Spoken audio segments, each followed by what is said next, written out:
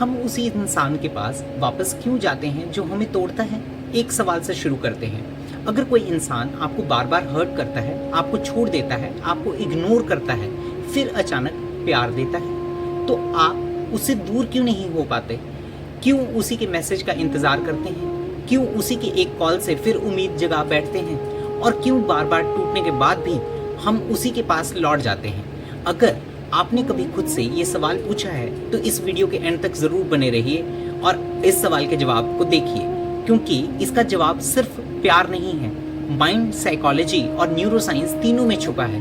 पहले समझते हैं माइंड। मन को कंसिस्टेंसी पसंद है, लेकिन जब किसी रिलेशनशिप में होते हैं कभी मिलता है प्यार, कभी दूरी, कभी अटेंशन, कभी इग्नोर, कभी उम्मीद और कभी टूटना, कभी अपनापन तो कभी रिजेक्शन। तो मन कंफ्यूज हो जाता है, उसे समझ नहीं आता मुझे रहना है या जाना है। और यही कंफ्यूजन धीरे धीरे चलकर इमोशनल पैटर्न बन जाती है। अब बारी आती है साइकोलॉजी की। इसे समझने के लिए सबसे उम्दा जो चीज़ है वो है गैम्बलिंग का एग्जाम्पल, जो बहुत पावरफुल है। सोचिए, अगर आपको हर बार जुए में जीत मिले तो एक्साइटमेंट धीरे धीरे प्रेडिक्टेबल हो जाएगी, लेकिन अगर कभी जीत मिले, कभी हार मिले और आपको पता ही ना हो अगली बार क्या मिलेगा, यही अनप्रेडिक्टेबिलिटी आपको बार बार वापस खींचती है। रिलेशनशिप में भी कभी कभी यही पैटर्न दिखाई देता है, कभी प्यार, कभी दूरी, कभी अटेंशन तो कभी साइलेंस। और मन सोचता है शायद अगली बार सब ठीक हो जाएगा। यही शायद कई बार व्यक्ति के रिलेशनशिप को बनाए रखता है। यहाँ एक बात समझना बहुत ही ज़्यादा ज़रूरी है, हर डिफ़िकल्ट रिलेशनशिप ट्रॉमा बॉन्डिंग नहीं होती। और आज हम जिस विषय की बात कर रहे हैं वो है ट्रॉमा बॉन्डिंग। लेकिन रिपीटेडली अगर कोई बंदा आपको हर्ट कर रहा है और अनप्रेडिक्टेबल अफेक्शन का पैटर्न किसी व्यक्ति को बहुत स्ट्रांगली इमोशनल अटैचमेंट पैदा कर सकता है।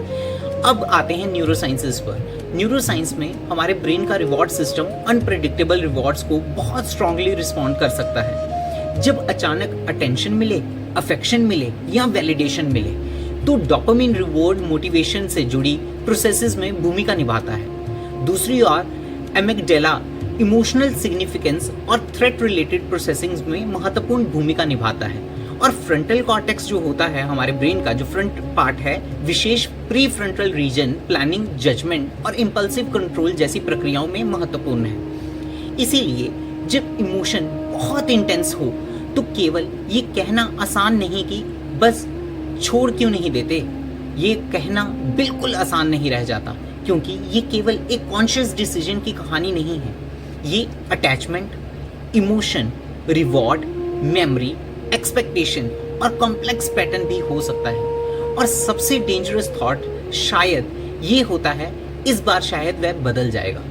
यही उम्मीद हम लगा कर रखते हैं हमेशा। और अब आते हैं भगवत गीता की ओर, जहां भगवान श्री कृष्ण अध्याय 2 श्लोक 62 में ये कहते हैं, जिस विषय का मन बार बार चिंतन करता है उससे अटैचमेंट उत्पन्न होने लगती है। यानी जिस चीज को हम बार बार मन में दोहराते हैं वह केवल मेमोरी नहीं रहती, वह अटैचमेंट बन जाती है।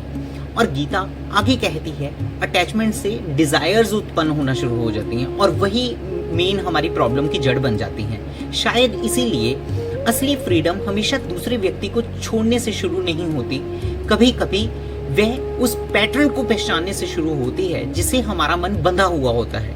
किसी को चाहना गलत नहीं है, किसी से जुड़ना गलत नहीं है, लेकिन अगर किसी रिलेशनशिप में प्यार के साथ डर, अटेंशन के साथ एंजाइटी, उम्मीद के साथ लगातार टूटना और साथ में सफरिंग जुड़ जाए तो एक बार रुक कर खुद से पूछिए, क्या मैं इस व्यक्ति के प्रेम के काबिल हूँ और क्या मैं इस व्यक्ति से प्रेम करता हूँ, या मैं उस अगले मोमेंट का इंतजार कर रहा हूँ जब वह फिर से मुझे प्यार देगा।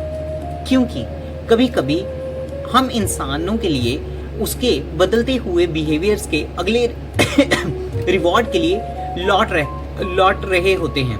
और शायद हीलिंग की पहली सीढ़ी यही है, पैटर्न को पहचानना, माइंड को समझना, इमोशन को ऑब्जर्व करना और फिर कॉन्शियस चॉइस करना। क्योंकि हर बार वापस जाना प्रेम नहीं होता, कभी कभी वह एक जैसा इमोशनल पैटर्न होता है जिसे हमने प्रेम का नाम दे दिया होता है। तो अगली बार जब आपका मन उसी दरवाजे पर लौट जाने के लिए बार बार जहां से आपको चोट पहुंची हो और बार बार मन वहीं जाने की कोशिश करे, तो एक सवाल जरूर पूछिए, मैं वापस क्यों जा रहा हूं? क्योंकि वहां प्रेम है या क्योंकि वहां से मिलने वाली अगली उम्मीद मुझे बुला रही है? शायद इस सवाल का जवाब ही आपकी सबसे बड़ी समझ की शुरुआत हो। इसी के साथ प्रेम से कहिए राधे राधे।